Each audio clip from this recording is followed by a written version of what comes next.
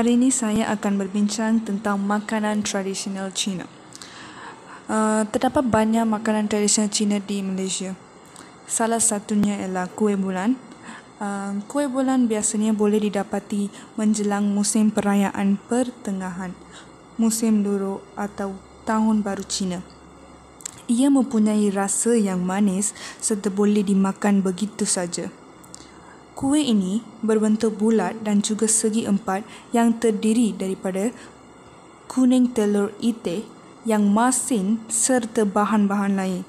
Selain itu, kuih bulan mempunyai inti yang pelbagai di sebelah dalamnya. Intinya terdiri daripada pes biji teratai, kacang merah, walnut, bijan, badam, benih labu dan biji tembikai. Terdapat juga inti lain seperti keladi, pandan dan juga durian selari dengan perubahan zaman. Dahulunya, banyak cerita mitos tentang kuih ini. Masyarakat Cina akan memakan kuih ini bagi memperingati sejarah seorang isteri raja yang telah berkorban demi rakyatnya. Seterusnya, saya akan berbincang tentang makanan tradisional Cina yang iaitu kuih bakul. Jika masyarakat Melayu popular dengan dodol, kaum Cina pula tidak ketinggalan dengan kuih bakul. Kuih ini seakan-akan dodol namun lebih kenyal berbanding dodol. Kuih bakul juga turut dikenali dengan nama Nian Gao.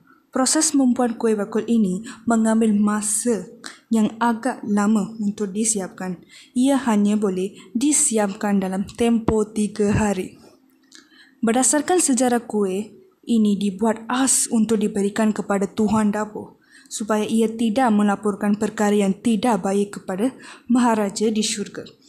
Kuih ini juga membawa simbol tinggi iaitu semakin tahun semakin tinggi yang bermaksud semakin masa berlalu semakin majulah mereka ke depan.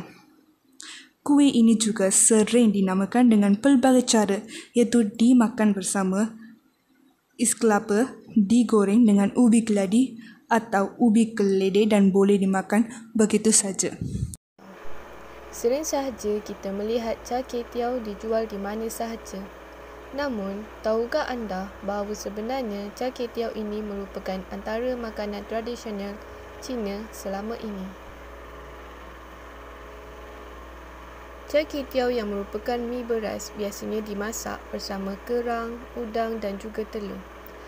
Ia sejak dahulu lagi telah dijual oleh golongan para petani dan nelayan untuk mendapatkan pendapatan. Disebabkan cakir tiaw ini kaya dengan sumber protein, fiber dan zat lain, maka tidak hairanlah para buruh dahulu gemar menikmatinya kerana ia memberikan tenaga untuk bekerja. Kehadiran tauge serta sayuran lain dalam hidangan ini menambahkan lagi rasa cakir tiaw supaya ia lebih enak dan sedap dimakan. Seterusnya ialah tau fu fa yang juga merupakan hidangan untuk Tahun Baru Cina. Tau fu fa yang dihidang diperbuat daripada tahu yang sangat lembut. Tahu dikatakan berasal daripada negara Cina semasa zaman purba dinasti Han.